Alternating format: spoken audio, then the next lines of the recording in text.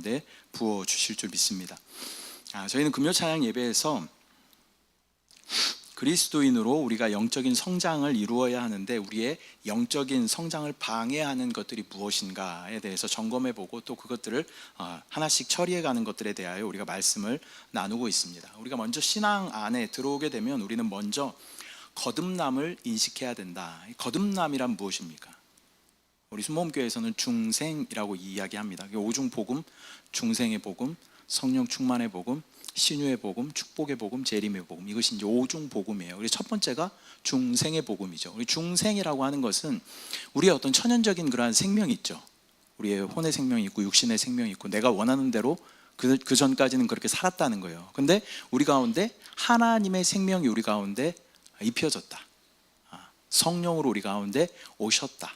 그래서 이제는 내 뜻대로 내 마음대로 내 육신이 원하는 대로 사는 것이 아니라 내 안에 생명 되신 하나님의 생명, 조의 생명으로 살아간다라는 것이 바로 중생, 거듭남의 체험인 줄 믿습니다. 여러분 거듭나셨습니까? 진짜 거듭나셨습니까? 그러면 누구 생명으로 살아야 된다고요?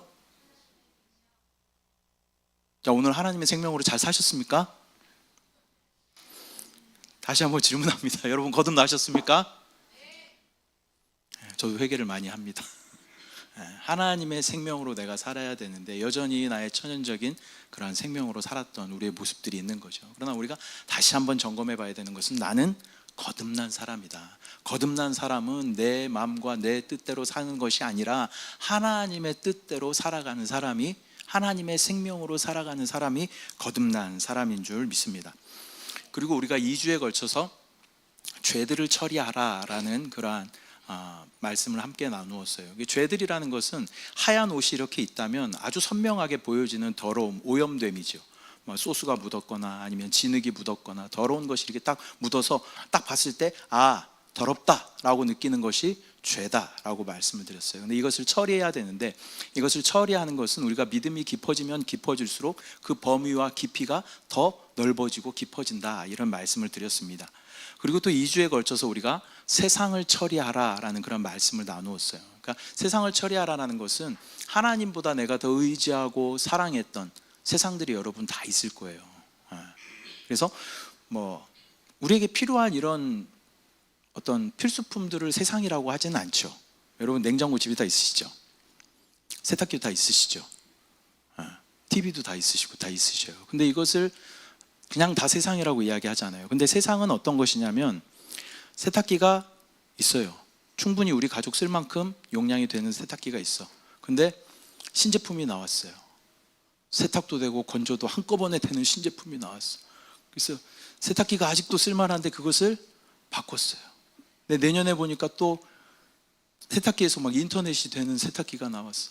AI 세탁기가 또 나왔어. 그래서 계속 신제품, 새 제품 하는 건 뭐예요? 그것은 세상이에요. 남자들은 TV에 관심이 많죠. 그래서 저 뒤에 있는 TV가 저희 집에서 쓰던 TV인데 지금 보니까 컴퓨터 모니터만 보여요. 그래서 충분히 쓸만한데 더 크고 이렇게 되면 이제 이것이 세상이 되는 거죠.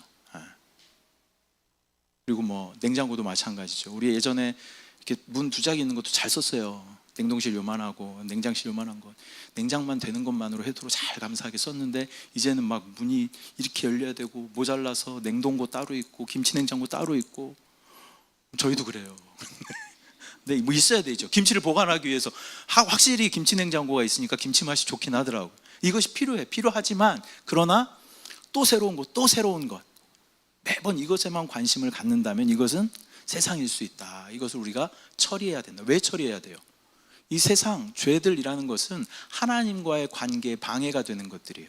그래서 그렇게 설명을 드렸죠. 하나님과 나와의 어떤 이렇게 관이 있다. 그래서 하나님께서 나에게 은혜를 부어주시려고 하는데 그 가운데 많은 막 찌꺼기들이 껴있고, 우리가 하수구 보면 그렇잖아요. 막 기름기를 막 내보내면 어떻게 하수구가 점점 좁아져서 막히게 되는 거죠. 그런 것처럼 우리의 죄들이 너무 많이 있고 세상에 대한 관심이 너무 많이 있어서 하나님과의 교통에 방해가 되는 것들은 우리가 처리해야 된다, 그런 말씀을 나누었습니다. 오늘은 양심을 처리하라라는 말씀을 함께 나눌 텐데요. 미리 말씀드렸어요. 재미가 없을 수 있어요. 성경 막 재밌게 보시는 분들 별로 없잖아요, 그죠? 재미가 없을 수 있지만 우리에게 피가 되고 살이 되기 때문에 성경 말씀이 우리 가운데 유익한 것처럼, 금요일 밤 상당히 걱정이 되지만 주의 은혜를 구하면서 함께 나눠보도록 하겠습니다. 이 양심을 처리하라라는 것은 우리가 거듭난 후에 죄와 세상을 처리해야 할 뿐만 아니라 우리의 양심도 처리해야 합니다. 그래서 죄와 세상이라는 것은 어떤 외적인 문제들이에요. 그래서 이것들을 우리가 처리해야 되지만 이 양심이라는 것은 우리의 내적인 문제다. 그러므로 죄와 세상을 처리하는 것이 외적으로 우리의 주변을 처리하는 것이라면, 우리가 양심을 처리하는 것은 우리 그리스도인의 내적인 생명이 성장하는 데 있어서 매우 중요한 것이다 라는 것을 우리가 기억해야 합니다. 우리는 이것에 대한 완전한 이해를 가져야 되고, 양심을 처리하라 라는 말이 무슨 말인지 그 이해를 가져야 되고, 이해할 뿐만 아니라 우리는 살아내야 되는 거예요. 우리가 아는 것으로 우리의 믿음을 우리가 착각할 때가 되게 많아요. 목사가 제일 많죠. 내가 뭘 안다, 신학에 대해서 뭘 안다, 성경에 대해서 뭘 안다, 그래서 나는 믿음이 좋다라고 생각하는 경우가 참 많아요. 그런데요, 전혀 그렇지 않습니다. 우리가 아는 것이 있어도 그것을 살아내지 못하면 우리는 엄밀하게 말하면 믿음 없는 사람이에요. 아는 것을 온전히 살아내는 저와 여러분들 되시기를 축복합니다. 근데 여기에서 양심을 처리하라라는 것은 죄와 세상처럼 완전히 이것을 죄와 세상처럼 없애버려야 한다, 그런 말씀이 아니라 양심의 무감각함을 처리해야 한다라는 것입니다. 양심의 무감각함을 처리해야 된다. 하나님은 우리를 인도하실 때에 내 안에 기름 부음으로 우리를 인도하셔요. 우리 안에 어떤 성령의 느낌으로 우리를 인도하셔요. 대표적인 느낌이 뭐가 있을까요?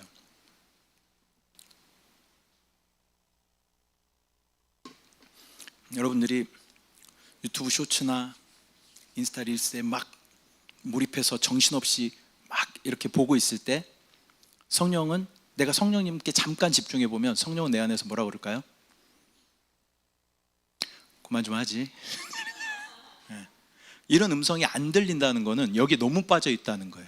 근데 우리가 내가 주님을 잊었네, 잠깐 주님 하고 물어보면 주님은 반드시 우리 가운데 뭐라고 말씀하셔요? 그만 좀 하지, 이렇게 말씀하셔요. 근데 그만해요, 안 해요? 안 하잖아요, 우리가. 그래서 하나님께서는 우리를 인도하실 때 우리 안에 어떤 이 양심의 기능을 통해서 우리를 인도하신다라는 것입니다. 우리에게 이러한 느낌이 있을 때 우리는 즉각 그 음성에 순종해야 합니다. 그렇지 않으면 우리의 양심은 불편해질 것이고, 무언가 하나님과의 관계에서 거리낌이 생기게 되는 것입니다. 단순한 예를 한번 들어볼게요. 엄마가 이렇게 외출을 하시면서 자녀에게, 야, 좌야, 너 숙제 다 하고 게임해야 돼, 이렇게 얘기를 하고 엄마가 외출을 했어요. 근데 이 아이는 해야 되는 거를 먼저 해요, 하고 싶은 거를 먼저 해요? 하고 싶은 거를 먼저 하지. 우리 주하는 안 그래요? 하고 싶은 것을 먼저 해요. 그래서 게임을 막 열심히 막 했어. 근데 시간이 한참 지나다 보니까 엄마가 올 시간이 가까워온 거예요. 그럼 마음이 어때요? 이거 그만해야 되는데, 이런 마음이 들겠죠. 근데 그만 도저히 안 돼요. 그래서 계속 게임을 이렇게 열심히 하는 거죠. 그러다가 진짜 이제 엄마가 오실 시간이 됐어요. 그럼 어떻게? 마음이 더 조급해지면서 불편해지면서 이거 어떡하지? 그러다가 밖에서 문 여는 소리가 띠리링 하고 나면 어때요? 가슴이 철컥 내려앉으면서 엄마 얼굴을 딱 봤을 때 진짜 세상 죄를 다 지고 가는 어린 양의 그런 표정으로 죄책감과 또 엄마에 대한 어떤 그런, 또 엄마와의 관계 가운데 거리낌과 불편함과 이런 마음들이 들게 되는 것이죠. 정상적인 자녀라면 그렇습니다. 이런 마음이 안 드는 자녀들은 비정상적인 자녀인 거예요. 중학교 2학년 이런 애들은 이런 마음이 안 들죠. 1학년은 아니야 아직. 그래서 부모님이 이렇게 해야 돼 라고 이야기했을 때, 그것을 하지 않았을 때 우리의 마음에 어떤 불편한 마음, 거리끼는 그런 마음이 있는 것처럼 우리 안에 성령님께서 우리 가운데 인도하시는 그러한 음성이 있어요. 이것을 해야 돼. 예배 시간에는 예배를 드려야 돼. 예배 시간에는 예배를 드려야 돼. 말씀에 집중해야 돼. 찬양 시간에는 찬양해야 돼. 기도 시간에는 기도해야 돼. 이런 음성이 자연스럽게 들리게 되는 거예요. 성령님께 내 마음이 조금만 있다면, 그 음성에 우리가 순종한다면 우리는 믿음에서 승리하게 되는데, 이 느낌에 순종하지 않으면 오늘 말씀에 뭐라고 말씀하셔요? 믿음에 관하여는 파선하였느니라 이렇게 말씀하고 있어요. 착한 양심을 가지라. 어떤 이들은 이 양심을 버렸고 그 믿음에 관하여는 파선하였느니라 이렇게 말씀하고 있는 것입니다. 우리가 이 말씀에 우리가 온전히 순종할 때 우리는 승리하게 되는 줄 믿습니다.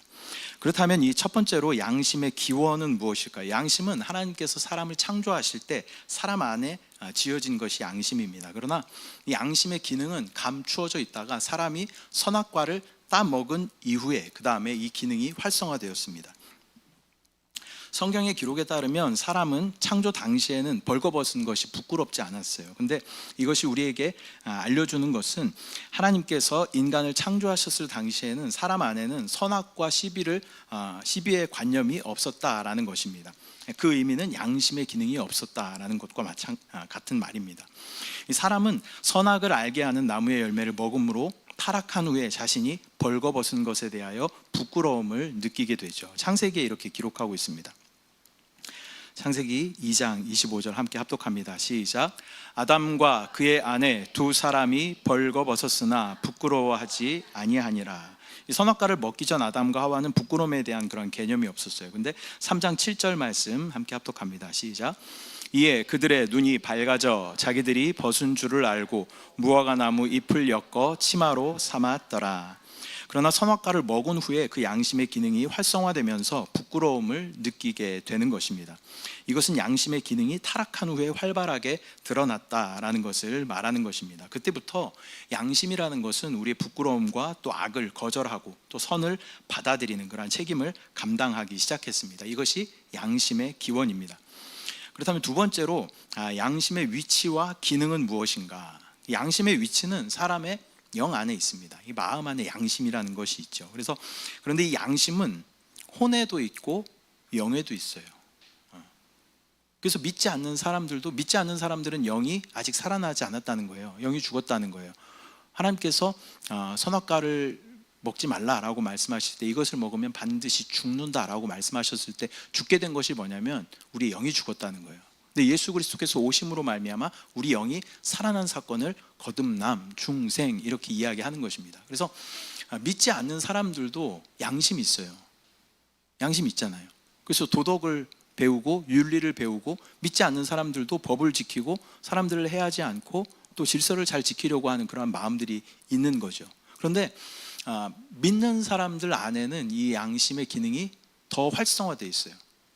왜냐하면 이 양심이라는 것은 혼에도 속해 있고 영에도 속해 있는 이 교집합 같은 그러한 것인데 영이 죽어있던 사람에게 영이 살아남으로 말미암아 영 안에 있던 양심의 기능도 살아났다는 거예요. 그래서 혼에 있는 양심과 영에 있는 양심이 다 살아났기 때문에 사람은 믿는 사람, 믿음 안에 있는 사람은 양심의 기능이 훨씬 더 확대되었다라는 것을 우리는 알 수 있습니다. 그래서 믿지 않는 사람들도 이 양심의 통제를 받는다. 그러나 믿는 우리는 주님께서 뭐라고 말씀하시냐면 마음으로 미워하는 것도 이미 살인한 것이다 라고 말씀하시고 마음으로 간음한 것도 이미 간음한 것이다. 음욕을 품은 것도 이미 간음한 것이다 라고 말씀하시잖아요. 그러니까 하나님은 우리의 마음의 동기까지도 살피시는 그러한 분이시다라는 것입니다. 그렇기 때문에 믿는 사람들의 양심은 훨씬 더 확대되어 있다라는 것을 우리는 기억해야 합니다. 그래서 사람의 영은요, 교통이라는 것과 갑자기 수업 시간 같은 분위기, 표정들이 수업 시간 재미없는, 무슨 수업이 재미없지? 저는 기술 시간이 되게 재미없었던 것 같은데 기술 선생님 목소리가 톤이 똑같았어요. 그래서 그 기술 시간에 잠을 안 자는 친구에게 다른 친구들이 이렇게 빵을 사주기도 하고 그랬어요. 그러지 않기를 소망. 아들아. 그래서 사람의 영이라는 것은 이 교통, 직관, 양심 이라는 기능이 있어요. 이 교통이라는 것은 뭐냐면 하나님과 교통하는 거예요. 교통하는 것. 그래서 우리 영이 죽었을 때 그것을 뭐로 표현했냐면 휴대폰에 수신기가 망가졌다 이렇게 말씀드렸잖아요. 그래서 수신기가 망가져서 아무리 핸드폰이 막 비싸고 좋은 거라도 수신기가 망가진 핸드폰은 절대 통화도 할 수 없고 데이터를 받을 수도 없어요. 사람은 영이 죽어 있었다라는 것은 하나님과 교통할 수 없는 그러한 상태였다라는 거예요. 근데 영이 살아났다라는 것은 우리의 교통의 기능이 살아났다, 하나님과 교통할 수 있는 기능이 살아났다, 그런 의미가 있는 것입니다. 또한 직관이라고 하는 것은 뭐 요즘 친구들이 이야기하는 촉, 직감 이런 것과 같은 거예요. 이것은 뭐 생각, 뭐 감정, 의지와는 조금 다르잖아요. 엄마의 촉이 있잖아요. 딱 보면 얼굴만 딱 봐도 얘가 뭘 잘못했다는 것을 정확하게 알 수 있는 촉이 있잖아요. 또 여자의 촉이 있잖아요. 그 촉이라는 것은 우리의 지식이나 경험이나 이런 게 아니에요. 그냥 알게 되는 거잖아요. 그래서 이 직관이라는 것이 있고, 또 하나가 영에 속해 있는 양심이라는 기능이 있다라는 것입니다. 믿음 안에서 이 양심은 이제 하나님의 뜻을 우리에게 알게 하여 순종할 수 있도록 우리를 인도하여 주십니다. 그렇다면 이 양심의 기능을 살펴보면, 첫 번째 양심은 우리로 하여금 옳고 그름과 또 선과 악을 분별할 수 있도록 하는 것이 이 양심입니다. 시편 7장 9절 말씀, 7편 9절 말씀 함께 합독합니다. 시작. 악인의 악을 끊고 양심을 감찰하시나이다. 두 번째로 양심은 우리로 하나님이 의롭다 하시는 것과 정죄하시는 것, 또 하나님이 기뻐하시는 것과 미워하시는 것을 알게 합니다. 그러므로 양심은 우리로 하여금 하나님의 뜻을 알 수 있도록 하는 것이 양심이다. 세 번째, 양심은 우리를 다스리는 하나님을 대표합니다. 하나님께서는 사람을 다스리는 데에도 원리와 법칙을 제정하셨습니다. 이러한 원리와 법칙은 대부분 양심에 의해서 수행이 되는 것입니다. 그래서 하나님께서 사람을 통제하실 때 우리의 양심을 통해서 우리의 어떤 느낌을, 우리 가운데 양심의 어떤 느낌을 주셔서 우리의 사람을 인도하시고 통제하신다라는 것을 우리가 알면 좋겠습니다. 그래서 네, 할렐루야, 어서 오십시오.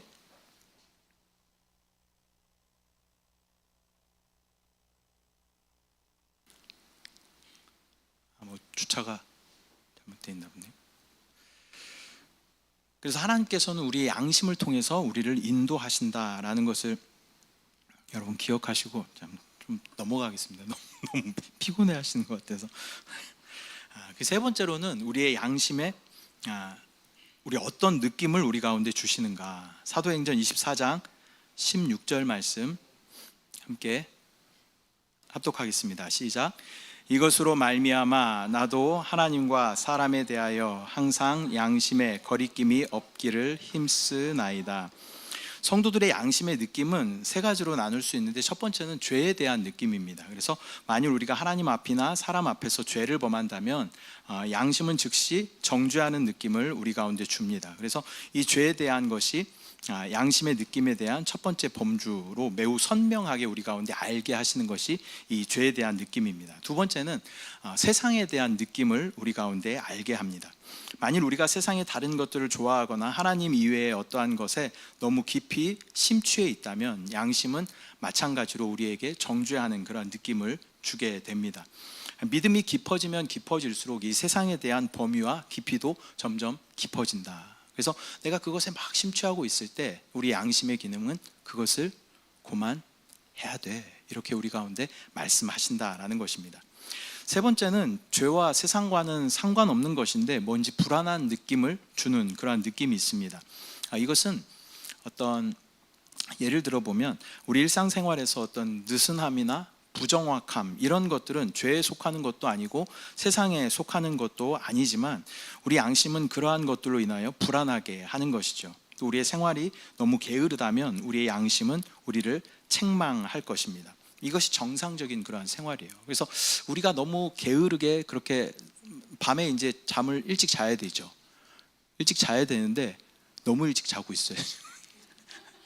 일찍 자야 되는데 잠을 늦게 자고, 또 늦게 자면 뭐예요? 막 성경 읽다가 늦게 자고 그러는 분들 없잖아요, 거의. 유튜브를 막 보든지 아니면 뭐 영화를 보든지 음악을 듣든지 그러다가 잠을 늦게 자게 되죠. 그러면 우리의 내적인 느낌은 어떤 느낌을 주냐면 그만하고 자야 돼, 이런 느낌을 성령은 주셔요. 근데 아니요, 조금만 더 이렇게 하면서 그렇게 되는 거죠. 또 아침에 일어날 때도 영 안에 있으면 하나님께서 이제 일어나야지, 그런데 아니요, 계속 더 이렇게 침대에 더 머물고 싶어하는 그런 것은 이것을 뭐 죄라고 이야기할 수 없죠. 또 세상이라고 이야기할 수 없지만 무언가 우리 가운데 정리되지 않고 또 무엇인가 게으르고 또 흐트러지고 또 무질서한 그런 것들은 우리 가운데 불안한 느낌을 주게 되는 것입니다. 이것이 양심의 느낌에 속한 세 번째 그러한 영역입니다.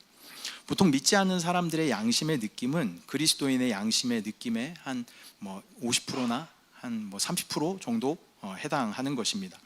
그리스도인의 양심의 느낌이 더 선명한 것은 그리스도인의 마음이 하나님으로 말미암아 부드럽고 또 새롭게 된 그러한 새로운 마음이고, 또 그의 영도 하나님으로 말미암아 소생되고 새롭게 된 새 영이며, 또 그의 생각과 감정과 의지도 새롭게 되었기 때문에 믿음 안에 있는 사람들은 양심에 대한 느낌이 더 선명하게 있다라는 것입니다. 그래서 이 양심의 어떤 느낌을 따라서 우리가 순종하며 나아가면 하나님의 생명을 더 충만하게 얻을 수가 있어요. 누릴 수가 있어요.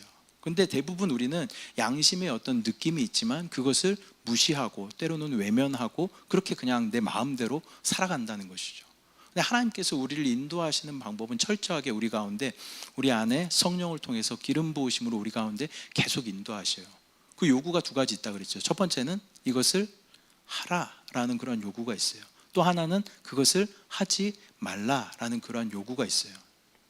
여러분, 성령 안에 있으면 반드시 이 음성이 들립니다. 이 음성이 들리지 않는다는 것은 뭐예요? 내가 성령 안에 있지 않다는 거예요. 내 생각 안에 있다라는 거예요.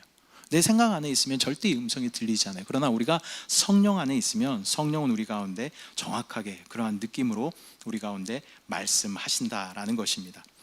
네 번째로 우리 양심의 느낌과 생명의 성장의 관계는 어떠한가? 양심의 느낌은 생명이 자라는 만큼 증가하게 됩니다. 그래서 우리가 우리 안에 그리스도의 생명이 더 풍성하면 풍성할수록 양심의 기능은 더 풍성하게 되는데, 왜 그러냐면 우리 안에 그리스도의 생명이 충만하다라는 것은 무슨 말이냐면 우리가 늘 영 안에 거한다, 나의 생각을 영 안에 둔다, 그런 의미가 있는 거예요. 영 안에는 누가 계셔요?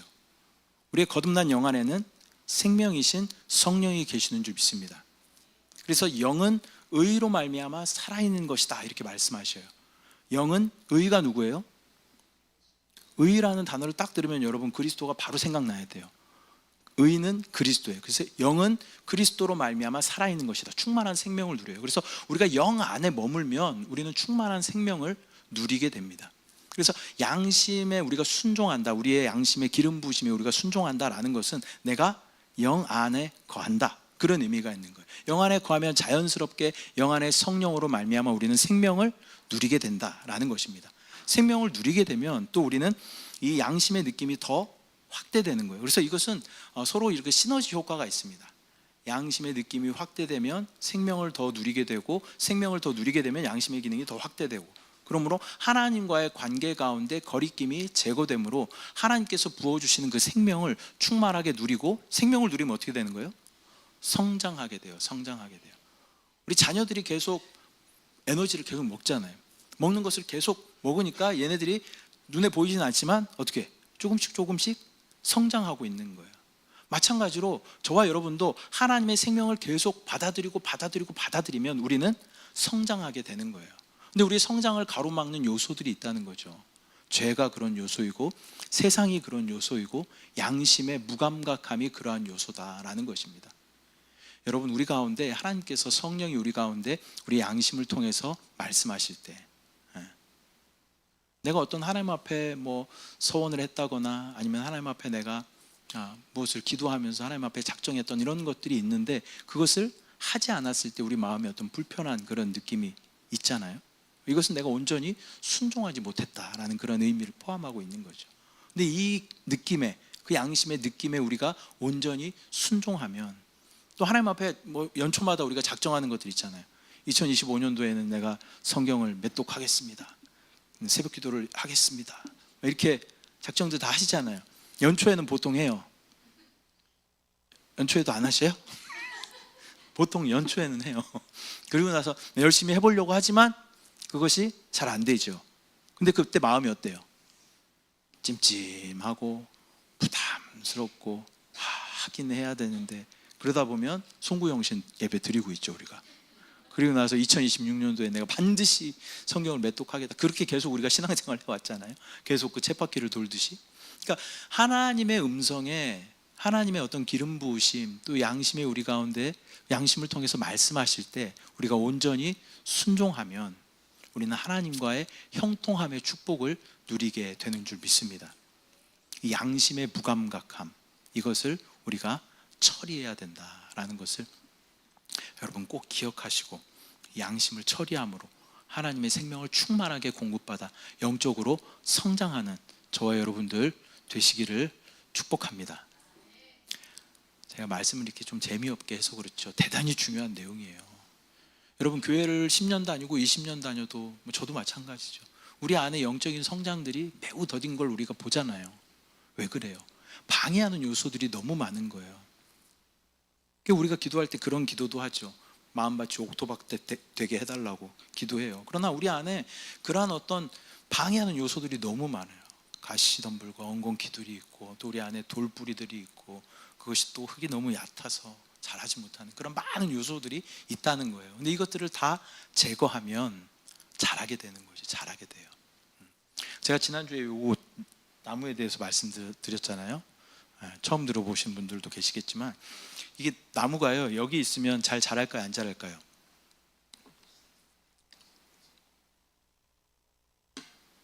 여긴 창문이 없어요. 그러면 햇빛을 못 받으면 나무들은 대부분 잘 못 자라요. 그래서 제가 알리익스프레스에서, 요즘 쓰지 말라는 사람들이 참 많이 있지만 저는 워낙에 중국 통이기 때문에 옛날부터 타오바오부터 썼었어요. 그래서 알리에서 얘를 2,000원인가 3,000원인가 주고 인공 태양을 샀어요. 뭐 대단한 것처럼 보이지만 전구예요, 전구. LED 전구. 그래서 LED 전구로 이렇게 햇빛처럼, 사실 기만하는 거죠. 식물을 기만하는 겁니다. 햇빛이 아닌데 햇빛처럼 이렇게 비춰주면, 근데 놀랍게도 새순이 엄청 많이 올라와 있죠. 왜 그래요? 생명을, 갑자기 제가 구매 좌표를 알려드리도록 하겠습니다. 그러니까 햇빛은 뭐예요? 이 식물이 자라나기에 필요한 어떤 영양소들을 공급해주는 그런 요소잖아요. 그래서 이것을 정확하게 공급하면 얘네들이 자라난다는 거예요. 또 저는 이제 박 목사지만 또 식집사로서 얘네를 잘 키워야 되는 막중한 사명을 가지고 있잖아요. 또 전에 교회에 있던 담임 목사님 주신 나무들이 많이 있어요. 또 언제 검사 나오실지 모르기 때문에 잘 키우고 있습니다. 담임 목사님 주신 것들은 지금 다 잘 키우고 있어요. 근데 때로는 영양제를 주기도 하고, 또 이렇게 빛을 비춰주기도 하고, 그래야 얘가 자라는 것처럼 우리의 신앙생활도 마찬가지라는 거예요. 그 생명을 잘 받아들일 때 우리가 자라게 되는 거예요. 근데 그것이 막혀버리면 우리의 성장은 신앙생활을 10년, 20년, 30년, 50년 해도요 별로 자라는 것이 없습니다. 그래서 여러분 안에 어떠한 방해 요소들이 있는가 잘 한번 점검해 보시고, 그것들을 잘 제거함으로 또 영적인 성장을 이루는 저와 여러분들 되시기를 축복합니다.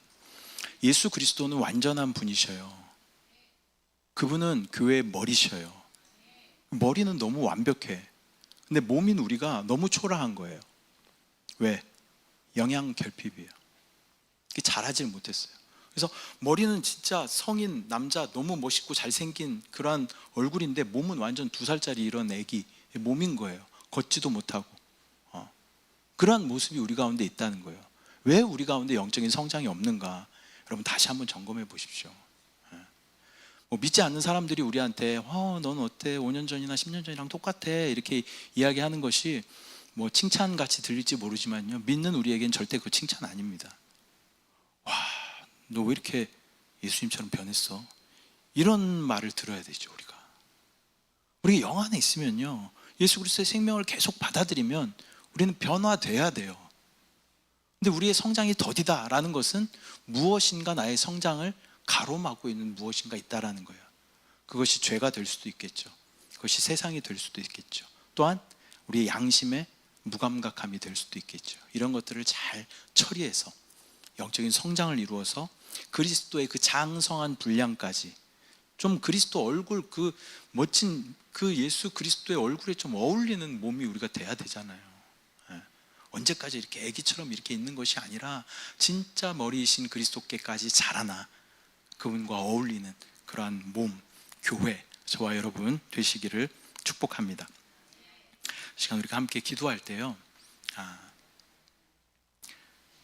하나님, 우리 가운데 이렇게 내가 거듭난 이후로 끊임없이 성령은 우리 안에 오셔서 한 번 오시면 오셔서부터 계속 지금까지 끊임없이 하고 계신 게 뭐냐면요, 기름 부음으로 우리를 인도하신다는 거예요. 계속 우리 가운데 말씀하셔요. 이거 좀 해야 돼, 그거 좀 그만해 라고 계속 우리 가운데 말씀하셔요. 근데 우리는 이 양심의 무감각함으로 인해서 어쩌면 또 스스로 외면하는 걸 수도 있죠. 그래서 그것을 듣지 않고 순종하지 않고 그렇게 살아가고 있는 우리의 모습들이 있다는 거예요. 그래서 그것들을 우리가 잘 처리함으로 또 영적인 성장을 이루는 저와 여러분들 되시기를 축복합니다. 이 시간 우리가 기도할 때, 하나님, 우리의 연약함을 도와주시옵소서, 우리의 무지함을 도와주시옵소서, 우리의 무감각함을 도와주시옵소서, 우리의 교만함을 도와주시옵소서, 주여 우리의 인내하지 못함을 도와주시옵소서. 우리가 간절히 주님 앞에 기도할 때 하나님의 놀라운 은혜가 우리 가운데 부어질 줄 믿습니다. 이 시간 우리가 믿음 가지고 주님의 이름을 3번 부르고 한 20분 정도 기도하도록 하겠습니다. 주님의 이름을 3번 부르고 기도합니다. 주여, 주여.